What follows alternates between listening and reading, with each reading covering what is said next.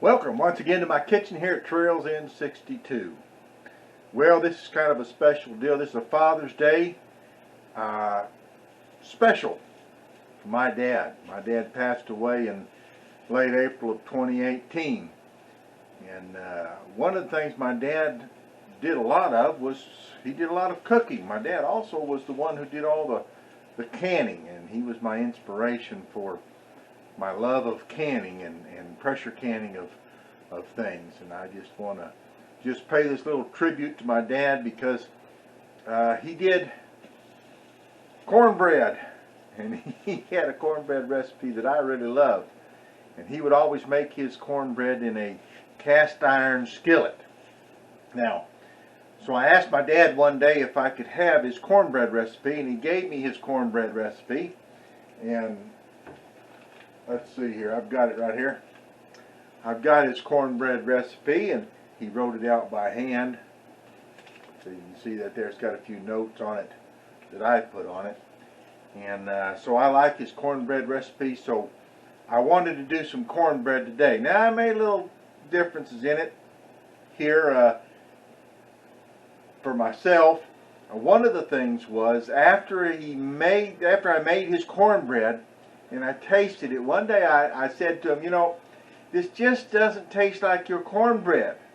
And of course he grinned his grin and that he had, and he said to me, well, he changed a little bit of it over the years, and the fact of the matter is he added a little more sugar than what the recipe actually calls for.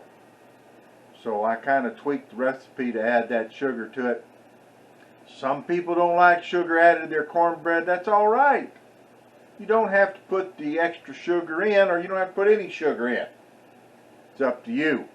And in addition to that, he made a note down here, said, if you prefer less flour, this is a mixture of cornmeal and flour, you can use more cornmeal than flour. It's strictly up to you and your own personal taste. Personally, I like cornbread. And I like to eat my cornbread sometimes just like to eat cornbread. And because of that, I like to eat it with the additional sugar. So I'm going to make this according to the little trick that he told me with the extra sugar. Now, if you don't want to do that, don't do that. And in addition to that, I don't put my cornbread into a cast iron skillet anymore. I've got cast iron skillets, and I've made it that way before. But I don't use it anymore because, well, there's just me. So if I make this recipe of cornbread, that leaves a lot of cornbread that cut up, crumbly, and that sort of thing. So what I do now is I make my cornbread in little pie tins. That's right, individual pie tins. Now these particular tins I hunted around for the particular one that I liked. And this is it. This recipe will make 5 of these tins of cornmeal or cornbread. And then they don't have the crumbly edges and all that sort of thing, and I can take these, I can take them out of the tins, and I can put them in my green bags that I use, and I can put them in the refrigerator. Sometimes I forget to put them in the refrigerator, and I did that to my brother one time, and he was by to visit, and I sent some home with him, and then rather than send the newer ones, I sent the older ones, and when he got home, they had a little bit of mold on the outside. Of course, he said he just cut the mold off and ate it anyway. Bless his heart. But anyway, I make them in these tins. And so they're kind of individual sizes, the perfect size for me to take one tin of cornbread and crumble it up, put some beans on it, and have some cornbread and beans. But if you want to make it in a skillet, it's a 9-inch iron skillet. Baking is basically the same. You bake it at 450 degrees. If you do it in a cast iron skillet, it's 25 to 30 minutes. You just gotta have to kind of keep check on it. I've done it in these tins several times, so I have it down to exactly 20 minutes in these tins makes my cornbread. It's less time because there's more surface area to cook. So I set these on a piece of parchment paper on my cookie sheet, and I'll show you that in a minute. And these tins, just so you know, this particular tin, I got it because I like it because it's deeper. There's a lot of these little pie tins that aren't quite as deep. This particular one, the inside dimension across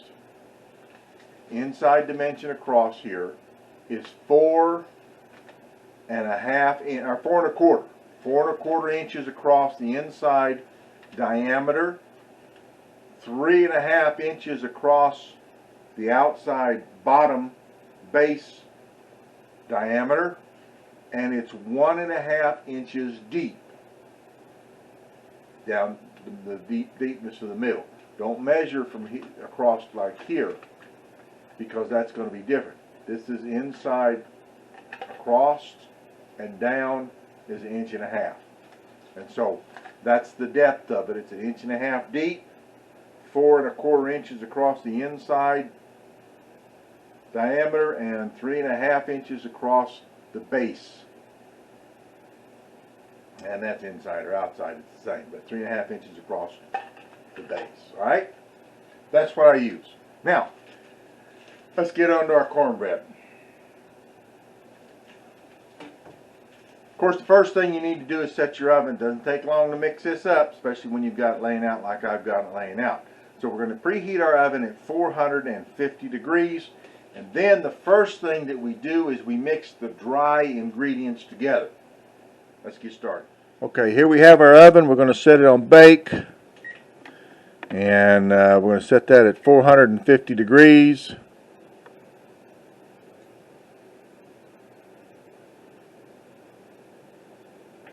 And start and get it started.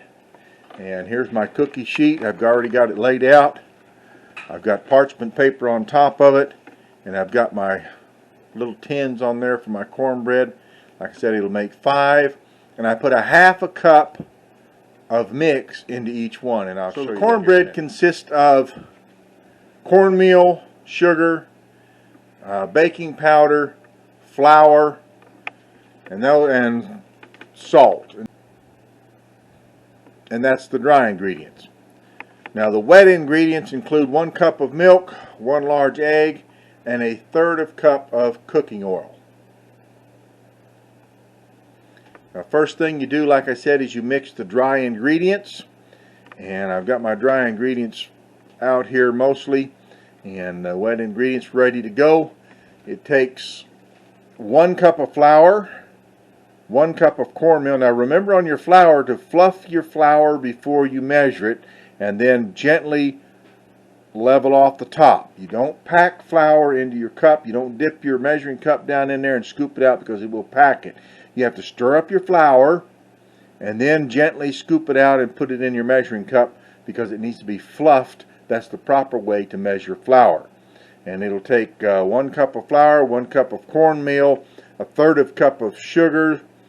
Now the regular recipe, if you want less sugar, is 2 tablespoons of sugar.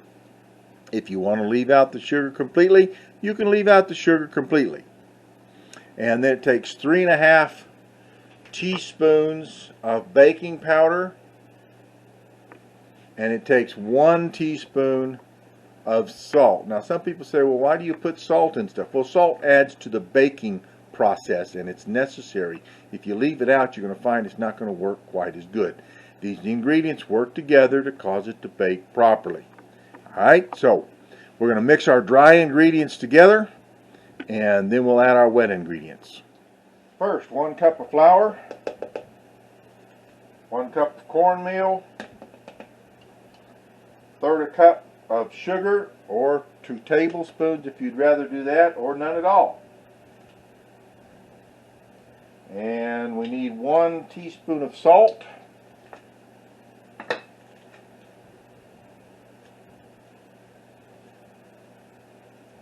One teaspoon of salt. And then we're going to have 3.5 teaspoons of baking powder. 1, 2, 3,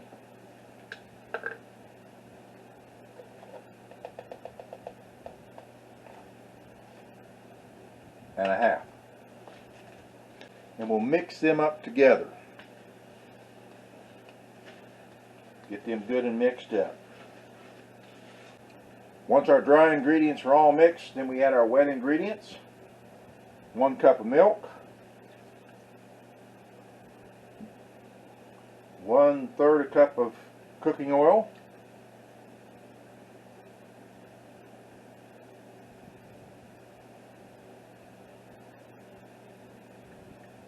believe it or not, that helps it from sticking. It doesn't stick to the pan.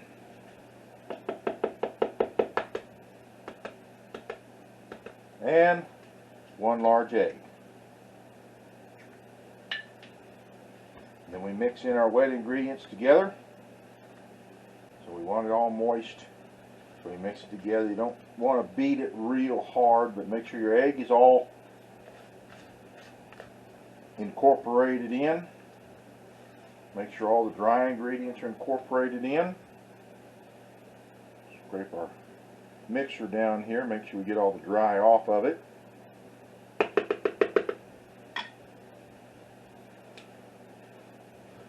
And we mix it up real good.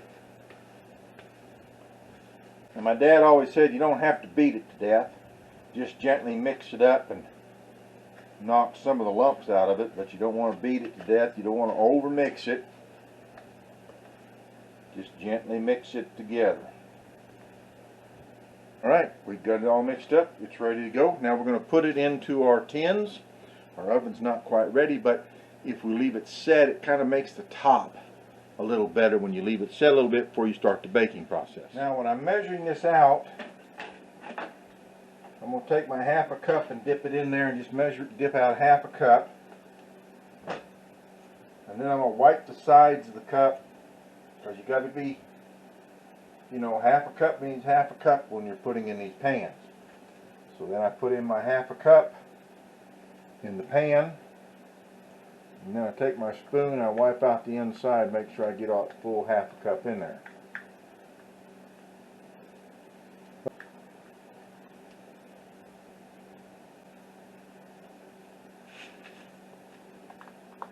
Now I said it does 5 of those tins, 1/2 cup to a tin, and the last 1/2 cup is every bit of what you got. So I'm scraping the bottom of the bowl, scraping off the mixer. I'll scrape the outside of the cup, and that'll make my 1/2 cup.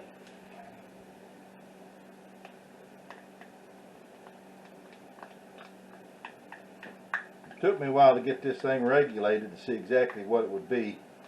I started out just kind of haphazardly filling them. Then I was having to level them up. And then I tried different measurements, and finally came up with 1/2 cup. Works out perfect. By leaving them set a little bit, you kind of get a little hardening on the top, so to speak, and that adds to the cornbread when it cooks. It lets that top get a little more good. Alright, there's our oven, 450 degrees. Now we'll stick this down in the oven for 20 minutes on these tins. Now, like I said, if you're doing the cast iron 9-inch skillet, it will take a little bit longer, 25 to 30 minutes, but you have to keep checking it. Like I said, if you're using the cast iron skillet, it's a 9-inch cast iron skillet, goes from 25 to 30 minutes. You need to check the center of it after 25 minutes to make sure that it gets cooked in the center. I've got these tins timed down. Now, this is my oven. Doing this in your oven, you need to check these when you do it the first time. Get your time down where you want it. But I've got these tins down 20 minutes. They're done. I don't have to worry about checking them. It's basically the same thing every time. 20 minutes is up, my cornbread is done and finished. So we'll let this cook for 20 minutes. Got the timer set. We'll be back to see the cornbread. And here's our cornbread, fresh out of the oven, nice and hot, golden brown. We'll let these cool a little bit, and then after they've cooled a little bit, then we'll dump them out of the pans. Now these are cool enough. Got them in the pan. We kind of give them a little wiggle there, and they come right out of the pan.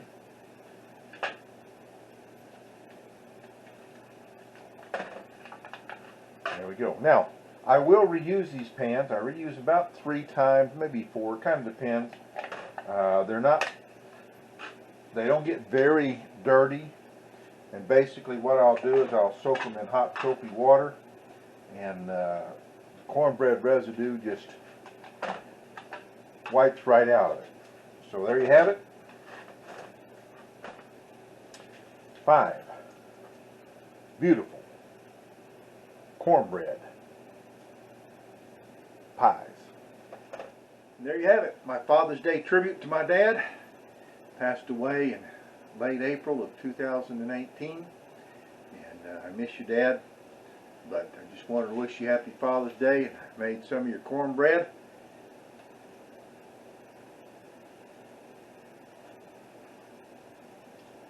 How about that?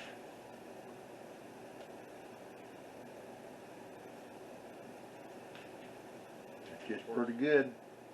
It's better with beans. That's the way we like to eat it. Alright. Once again, wishing all the dads out there happy Father's Day, even if you view this after Father's Day. Happy belated Father's Day. From my kitchen to yours. God bless.